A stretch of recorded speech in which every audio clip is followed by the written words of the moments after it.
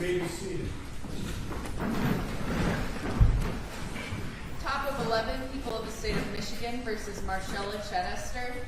Good afternoon. Mr. Amberg, you and your client had an opportunity to view the PSI? Yes, Your Honor. Would you like me to stand or sit? Whatever you're comfortable with. Yes, Any Your Honor. additions, deletions, or subtractions? None, Your Honor. I had a chance to speak with probation. In my sentencing memorandum, you saw I had an objection to 4B13, but my understanding was the final version that shouldn't have been in there in the first place, and so there were some other changes to the final calculation of count 1 and 2. There were no objections from our end. I understand why they were put in there. Besides that, I did go over this with the client front to back, read every word to her, and there's no additions or corrections. All right. Anything further from the people? No, people just let the victim statements speak for themselves. People don't have anything further. All right. Anything further from probation? Nothing, Judge. All right. We do have some victims who wish to speak. I'm just going to have to sit back. Judge, was that my chance for allocution? No. Okay. No. People do have two. Okay.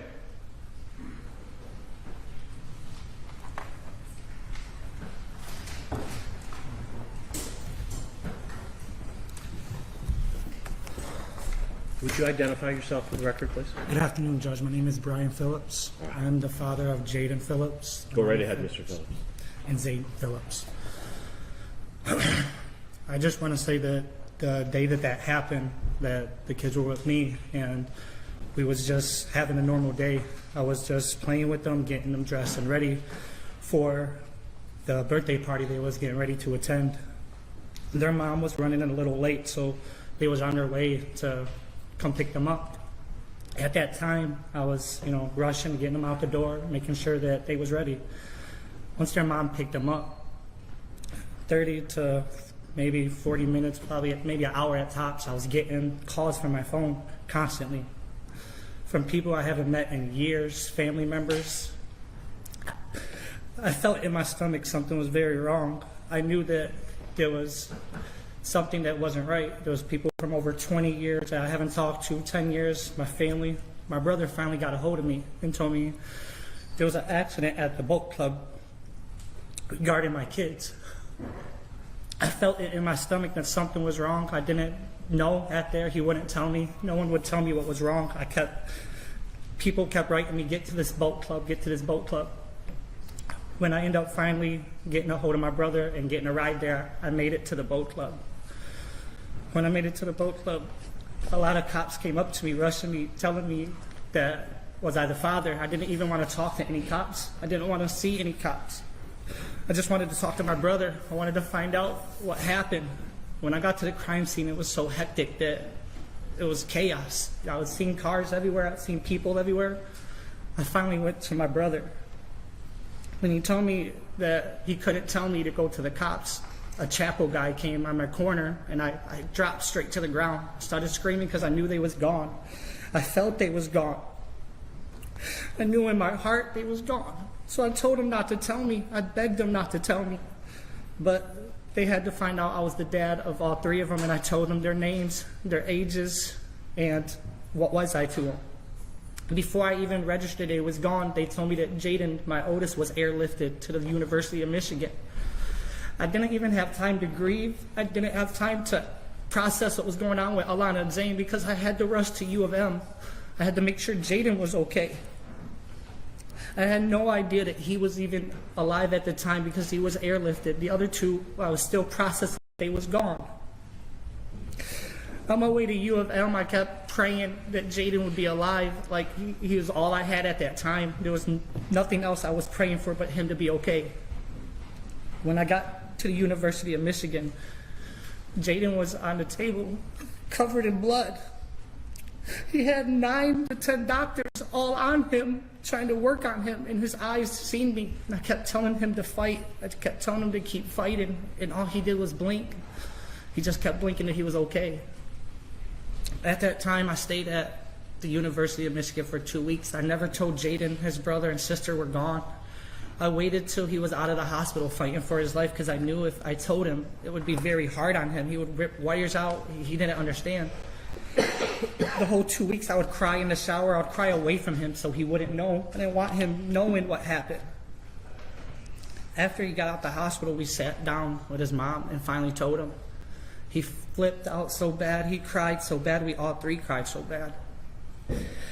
What you took from me, I will never, ever get back. My daughter was trying to be just like me playing basketball.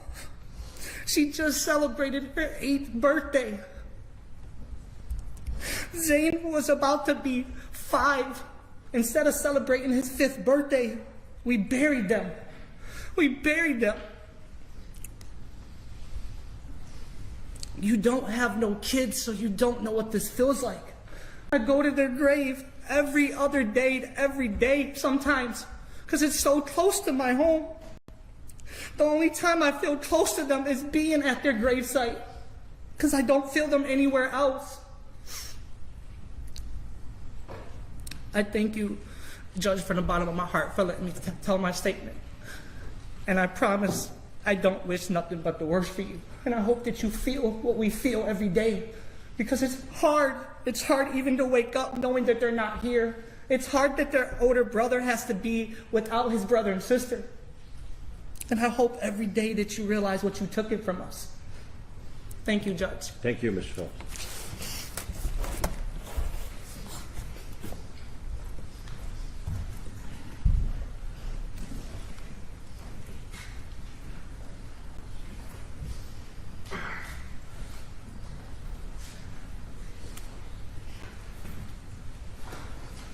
I'm going to have you identify yourself, please. Mariah Dodds. Ms. Dodds, when you're ready. My name is Mariah Dodds. I am the mother of Alana, Zane, and Jaden Phillips. I stand before this court with a heart that is shattered beyond words, and with pain so deep words cannot fully express its weight. I lost my children. The loss of my children has created a void in my life that I will never be able to fill, and the grief I carry is something I will live with for the rest of my life. My children were my everything and kept me going every day. They were my joy, my hope, and my reason to live. Each day spent with them was a gift I cherished, and I took pride in being their mother. Every milestone they achieved, every smile they gave was a reminder of how incredibly blessed I was to have them. They brought so much love, laughter, and light into my life. Alana was 8 years old, and she was in the 2nd grade.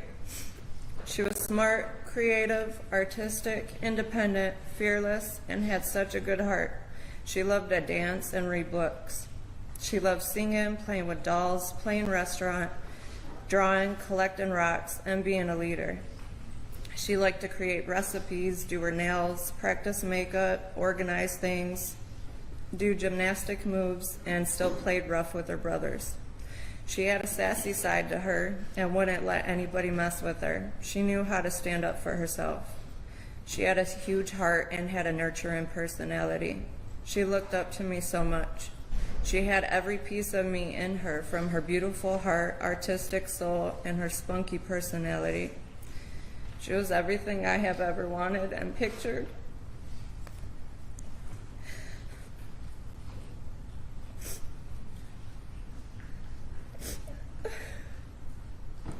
With having a little girl.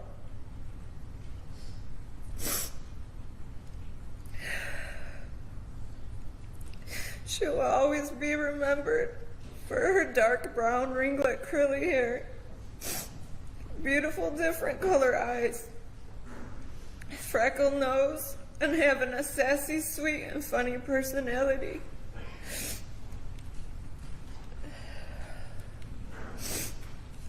Zane was 4 years old and attended preschool.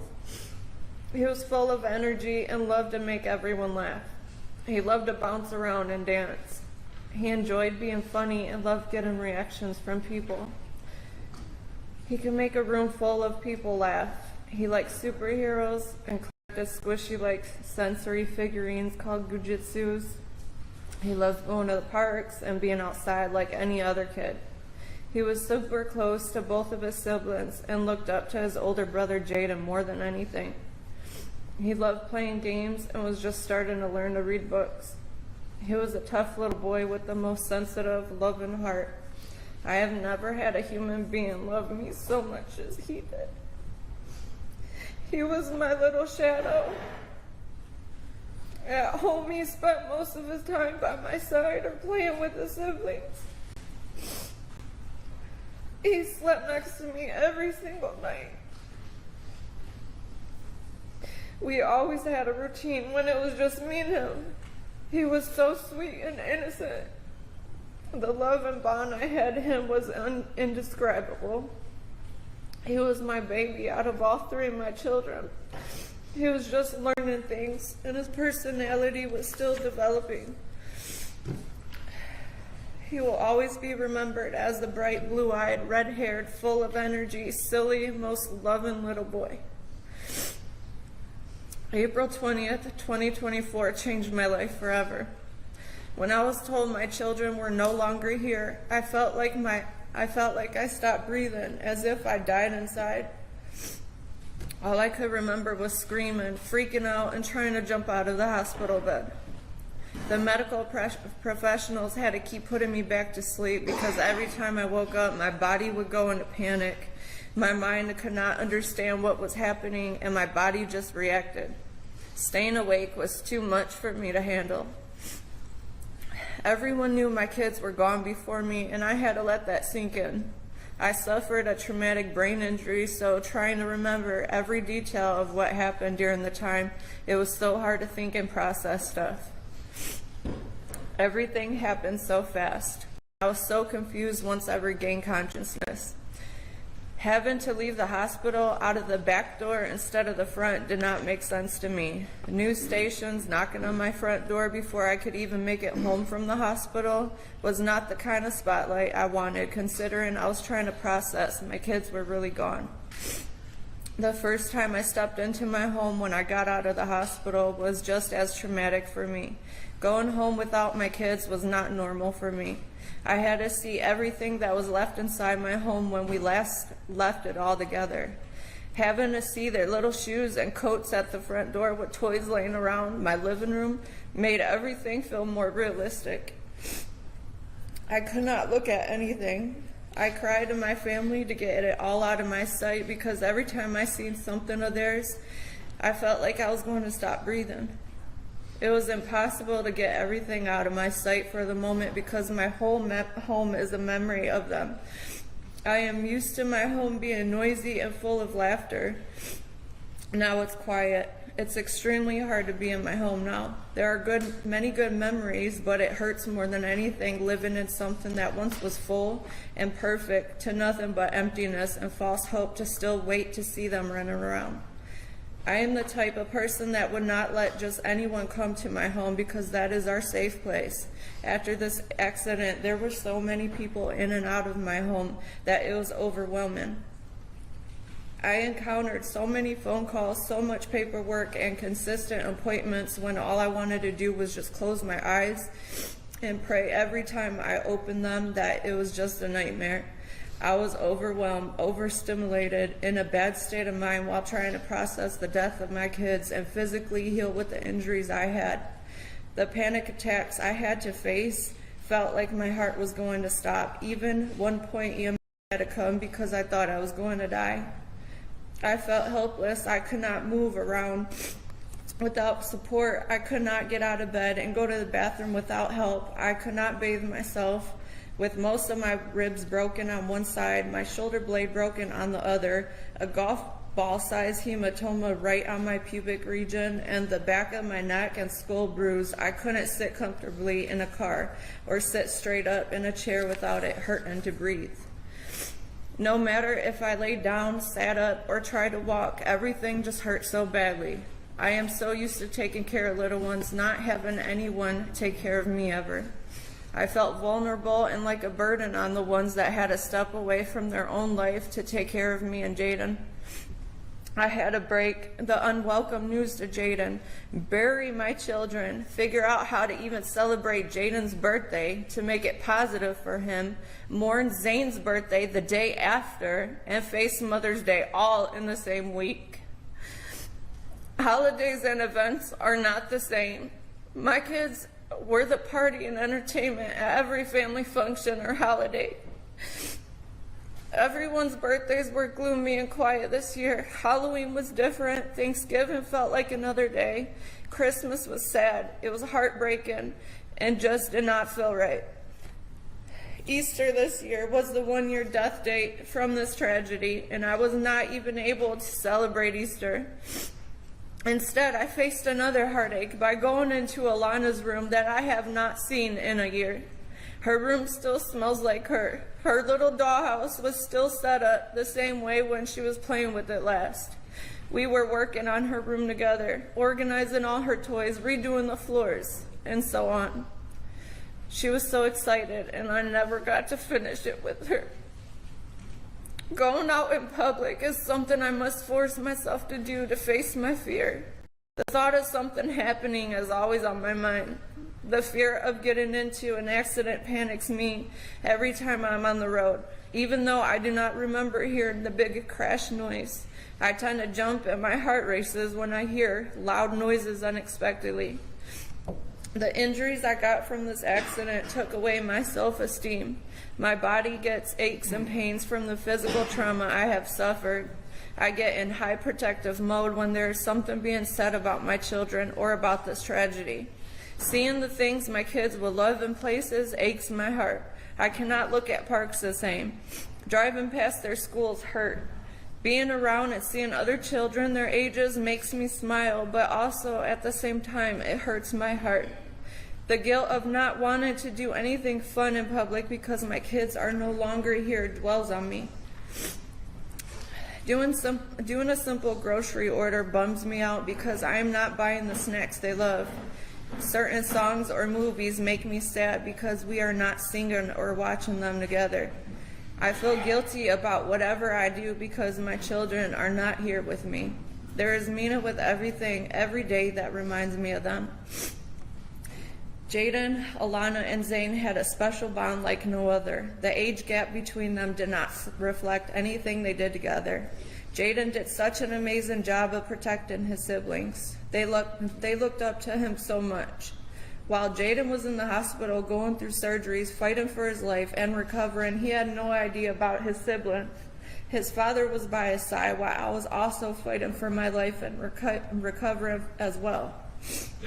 I will never forget when me and Jaden seen each other for the first time through video chat.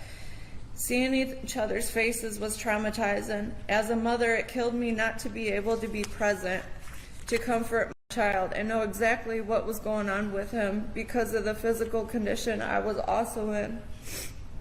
Throughout all of my kids' life, I always been there whenever they were sick or needed the doctor, and I couldn't even be there for him.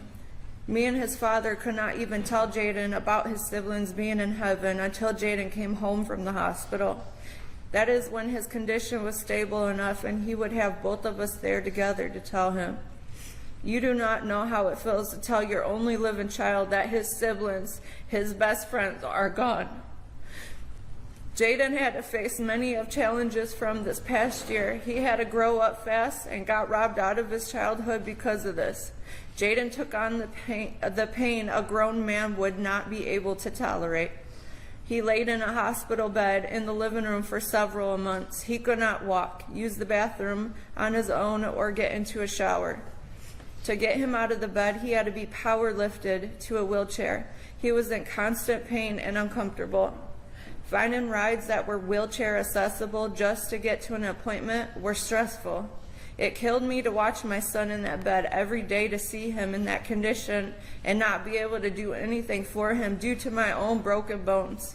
Family had to walk away from their own lives and jobs just to take care of the both of us. It took Jaden 10.5 months to regain the strength fully of walking without a wheelchair and walker. To this day, Jaden is trying to find ways of doing the things he used to be able to. His self-esteem and confidence has been damaged because of this tragedy. He cannot attend school in person because he is still not fully capable of sitting in a chair all day like other kids. He has a big fear of falling because he does not want another surgery or to get hurt again. Jaden is autistic. He has sensory issues, so you can't imagine what this journey of healing like was for him. Anytime he felt pain was triggered or how he was doing therapy. Jaden is the strongest kid ever. No child should ever have to go through what he has. Leading up to this day, he has made a huge amount of progress, but he also still has ways to go do the things he once could do without hurting or getting tired very easily. Jaden has survivor's guilt. Getting him out of the house to do something fun is a mental process for him. Throughout this, he has shown how brave he is and how high he keeps his spirits of losing his siblings, but also he hurts for them. As I am speaking for him, this is the statement he had to say in the most appropriate way possible. Quotation, "She ruined my life. I want her to pay and spend the rest of her life in prison." End of quotation. Every day since their loss has been a struggle. My heart aches every day, and no matter what I do, the pain is constant. Every day I wake up to a world where they are no longer a part of it. I feel their absence in every corner of my life, in the quiet of the home that once rang with their voices, in the empty spaces where they should be, in every moment when I realize that I am forced to go on without them. No noise in my home freaks me out, and too much noise overstimulates me. I cannot put into words the depth of the emptiness I feel. The loss of my children has affected every aspect of my life. I have lost a part of myself I will never be able to recover. I struggle every day accepting the fact that my kids are forever gone. Simple tasks have been overwhelming. Being social is not desirable to me anymore. I am always jumping around to enjoy hobbies to keep my mind busy, but I lose interest quickly than before. I am forced to confront the reality that my children, the ones I was supposed to care for and nurture, are no longer here with me. That grief has been unbearable, and it has taken away a part of who I am.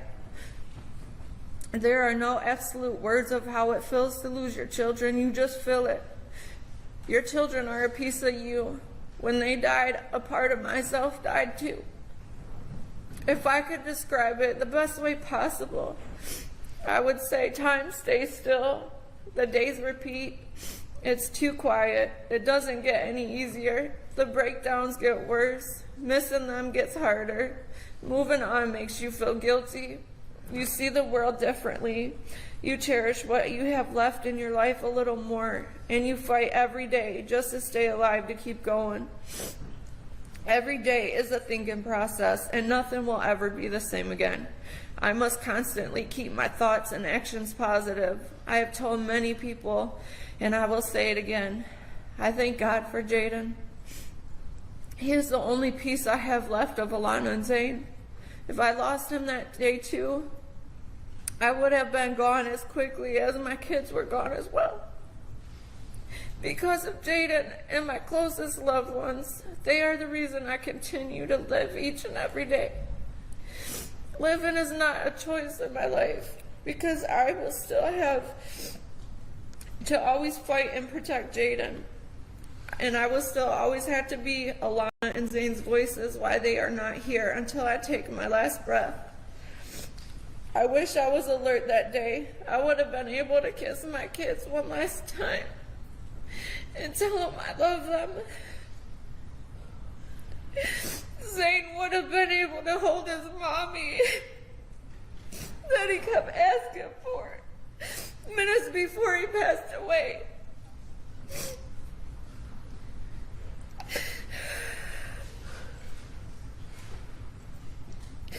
The other part of me is glad I wasn't alert, because I do not think I would have been able to manage my children, seeing my children like that, where my daughter is smashed into a wall. There would have been 3 bodies removed that day instead of 2.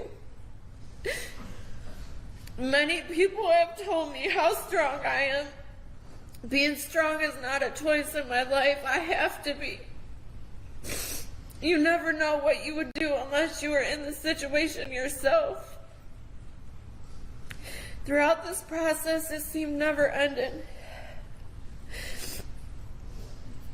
I felt unmotivated to do anything this whole time because it was my biggest goal to achieve justice, to move forward to my next chapter in life. Every court date, every phone call, and every article I had to encounter was nerve-wracking, gut-twisting, and had me reliving this nightmare repeatedly. As the months go on, you are left with having to move on and learn the new normal, what the new normal life is for you. Eventually, you get out of a routine that you were comfortable and used to doing. You forget how to smile and you stare off for periods of time, not realizing what you are even thinking about. You must relearn everything all over again, but in a new, different way. It is not easy being in my mindset. This was the toughest battle you cannot even imagine. I smile through the pain just to get me by every day. I surround myself around positive people, places, and things. The hardest part of all of this is missing them. Remembering their smiles, their touch, their sense, them telling you you're the best mom ever. Their fun personalities. Remembering the way their heartbeats felt when they were scared.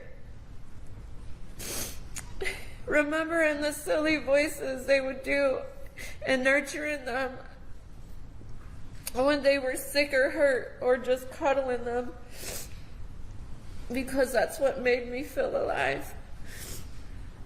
It hurts. I can no longer do those things. As a parent, it is natural to want to protect your children, to provide them with love, safety, and guidance. I was their protector, and I should not have to feel like I failed them because of someone's poor choices. The guilt that comes with this is unbearable, and I question myself every single day, wondering if I could have done something more to keep them safe. But there were no windows or doors. Nobody seen her come in or expected a vehicle to fly into a building. There is only one person to blame. I did my best to provide for my kids and to keep a roof over their heads with everything they needed. I always had mom guilt for working, providing, and just feeling drained. I never dreamed in a million years that the moment we had an opportunity to finally have a family fun day, my kids would never come back home with me. She took everything in my life and destroyed it.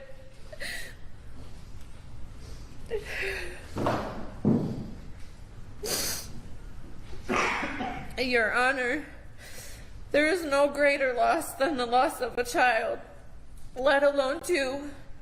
I will not wish this pain on anybody. The best thing I was good at in life was being their mom.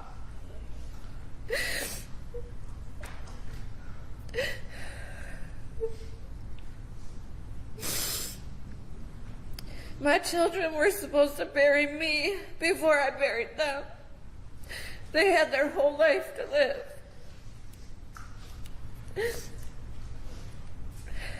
No punishment can undo what has been taken from me. But I ask that you consider the immense pain, grief, lifelong suffering, trauma, and the physical lifelong pains that I will continue to endure because of this. My life will never be the same, and I am left to navigate a world where my children are no longer with me. Justice will never bring back my children or heal the pain.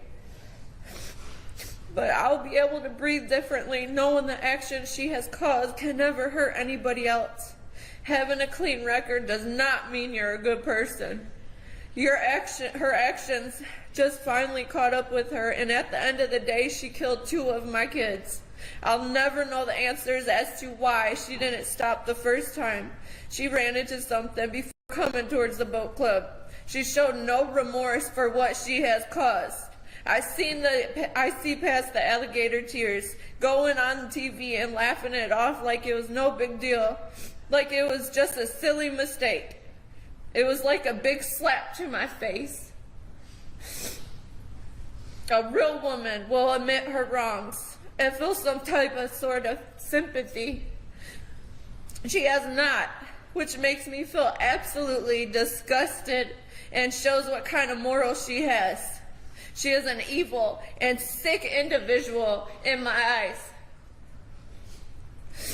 If Michigan offered the death penalty, I would highly recommend it for her. She is a danger to society, and I feel society would be a danger to her. She makes me feel like she is untouchable, and I do not like that. I have raised awareness for the dangers of drinking and driving, and I plan to keep doing so by using my own story as an example of what can happen. This tragedy is known around the world. I will keep saying my children's names, and I will keep preaching about the dangers of driving impaired. She did not only kill one of my children, she also killed two. She injured my only living child severely, as well as myself. She injured some of my family members, as well as other people that were there that day, physically, mentally, and emotionally. My wounds were poked at while I was on stand, and it took everything in me to remain calm and professional, so I wouldn't jeopardize justice through this entire process. I am exhausted, mentally, emotionally, and physically with this. All I want to do is grieve the way I want and need to for my sanity and peace. I beg and I plead for her to be sentenced to life in prison with no parole. Thank you for allowing me to speak. Thank you, Ms. Betts.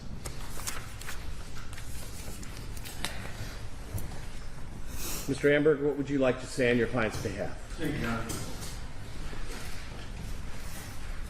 Before I get into what I wanted to talk about with my sentencing memorandum, I wish I would have been here. I wish I would have been here a long time ago in this case. I, like many of our community, colleagues of ours, was first found out about this case from the media, from watching the news. And from what I saw, I was disgusted.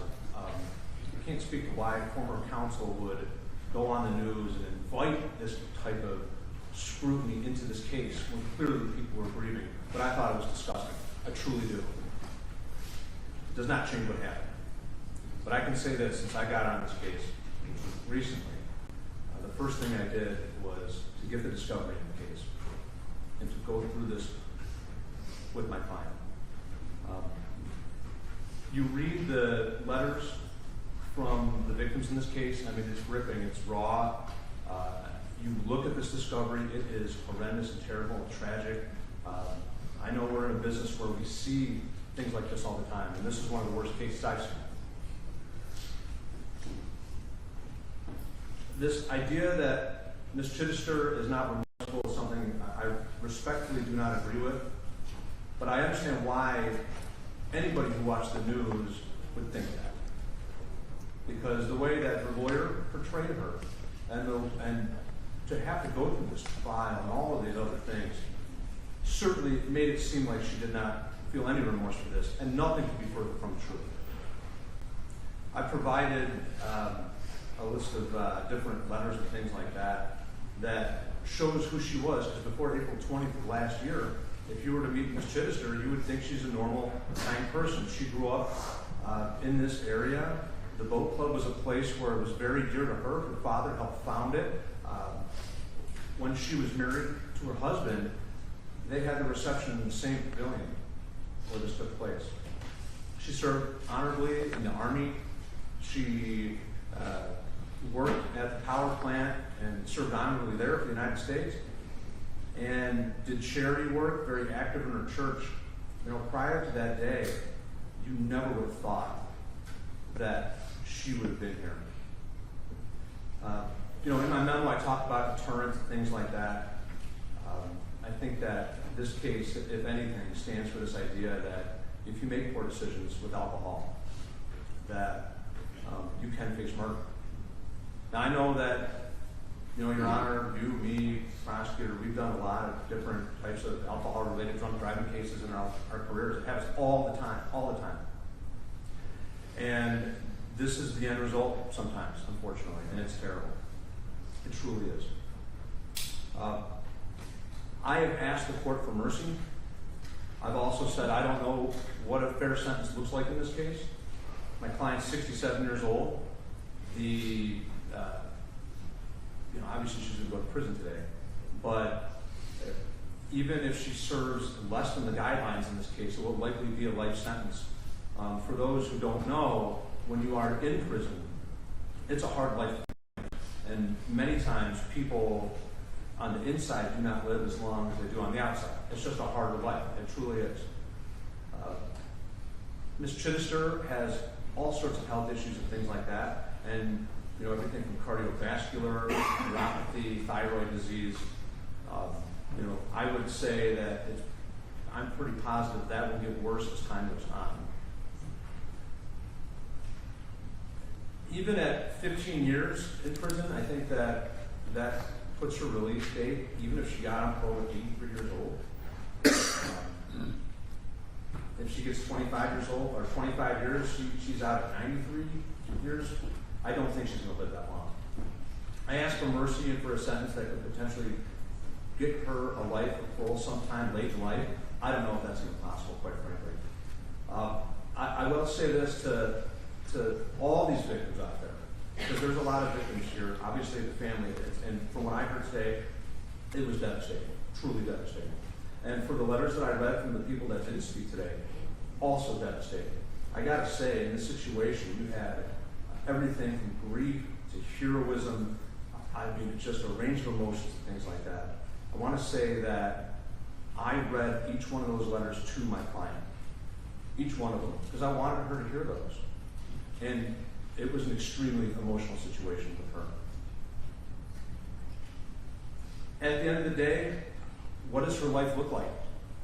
I think that what her goal is to try to make things right the best that she can. I don't know what that looks like. You go to prison and try to help others. I mean, there may be some opportunities there for her, but in essence, any sentence, even a guideline sentence, is a life sentence for her. It truly is.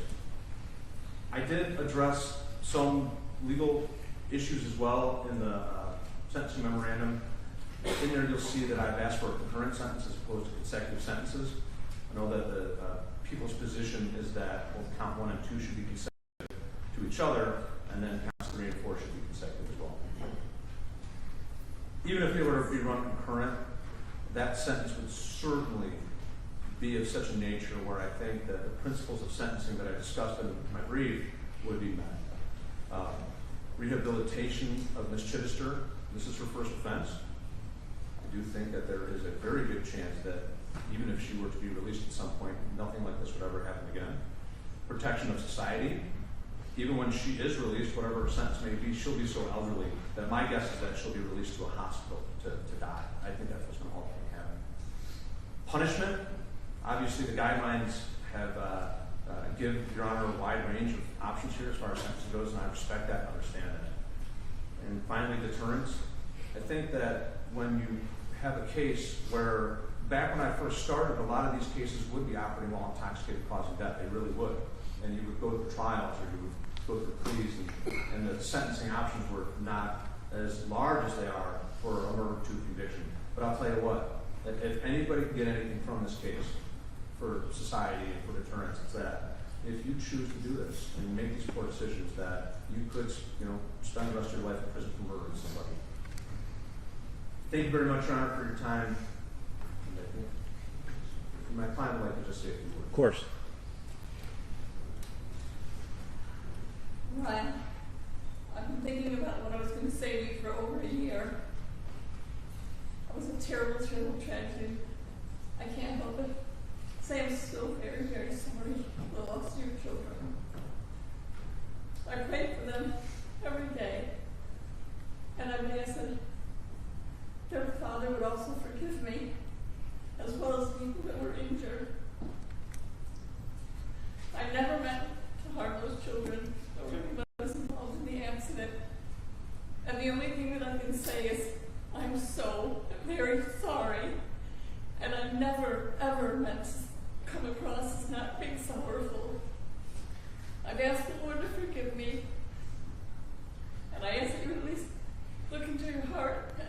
point you could possibly forgive me, I would appreciate that so much. I have a little verse that I want to read.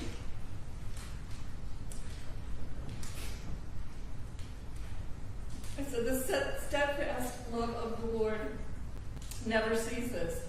His mercy never ends." And that comes from Lamentations 3:22. And I hope the Lord will show you some mercy and help you to get over your terrible tragedy, your loss of your children. And I'm, again, so very sorry. And I pray every day for you and your family, as well as I do for the other people that were injured. I pray that they would be able to recover and get back to their normal selves again. I'm sorry. That's really all I can say. All right, thank you. In this matter, the sentencing guidelines on count 1 and 2, which is the second-degree murder charges, the sentencing guidelines are 225 months to 375 months. On counts 3 and 4, which is operating while intoxicated causing death, the sentencing guidelines are 43 months to 86 months. On counts 5 through 9, operating while intoxicated causing serious injury, the sentencing guidelines are 12 to 24. The defendant has no prior criminal record. This historic courtroom has handled cases for more than 100 years, probably a lot more than that. Many of those cases are tragic and heartbreaking. I've presided over several of those myself. This might be the most tragic and most heartbreaking case that this courtroom has ever seen. 2 small children were killed. 5 others, including 2 other children, were seriously hurt. But more than that, this crime destroyed lives, it destroyed families, and it changed so many people in a very negative way. This has impacted the community in such a way that they're never, ever going to forget what happened on that day. I heard the testimony. I believe the jury got it right. The evidence of this defendant's guilt was overwhelming. The defendant took her prescribed medicine, gabapentin, and had a glass of wine at lunch. That was what was being proposed. She doesn't remember anything else. I didn't believe that. I don't think the jury believed that. Perhaps that's how you get away from the horror of such a thing, is just say, I don't remember what happened. But for me and for the court, the evidence is what we consider. The defendant said she rated herself a 7 on a 1 to 10 scale, with 10 being total blackout drunk. She indicated that she knew it was okay that she didn't drive. Her blood alcohol was 0.18 grams of alcohol per 100 milliliters of blood, and as I said, she had gabapentin in her system. She has no record. Excuse me. She's educated and she had a fine career. She was in the service. I don't take these matters lightly, and I do take them into account. The defendant's sentencing memorandum had a number of letters supporting the defendant, attesting to her character and their interactions with her. I believe them. I think they were heartfelt. I think they were genuine. Only one, however, mentioned alcohol. When I reviewed the 309 screening, which is an alcohol screening attached to the sentencing, the defendant denies a drinking problem and is not interested in any substance abuse counseling. She's well within her rights to maintain her innocence, and I guess by extension, her sobriety. But I'm just looking at the evidence that came in at trial. At 9 a.m. on the day this crime happened, the defendant was at the Fermi 3 Party store purchasing a 4-pack of wine and a large bottle of wine. 9 a.m. Circumstantial evidence shows that she was drinking at the home that day before heading to the boat club. Hours later, she still had a 0.18 blood alcohol. This wasn't just an accident, it was a crime. It could have been avoided. It's not against the law to drink, but it's against the law to drink and drive.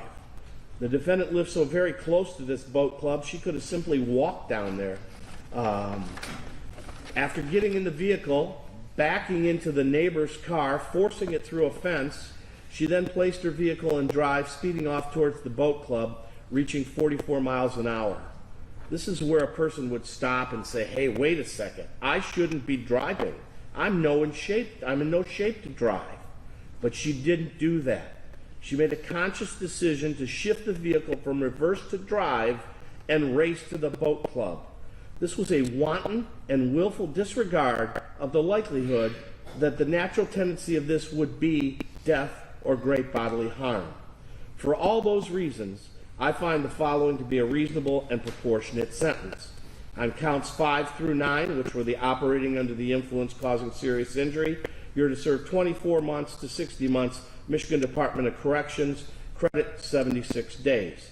340 state costs, $1,595 in restitution to Diane Medina as a condition of parole.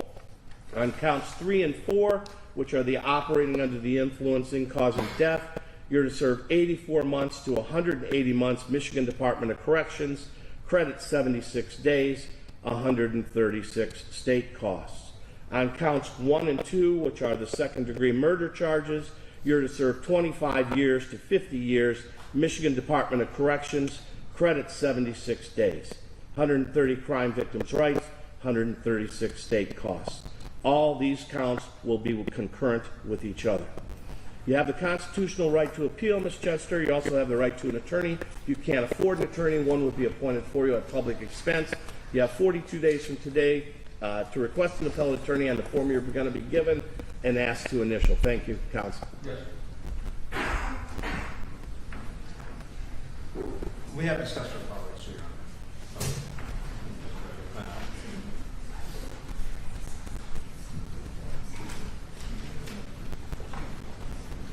All right, ladies and gentlemen, that concludes this sentencing. For security reasons, we are going to ask that you all vacate the courtroom and vacate the third floor. Doesn't mean you can't be in the courthouse, just not in the courtroom and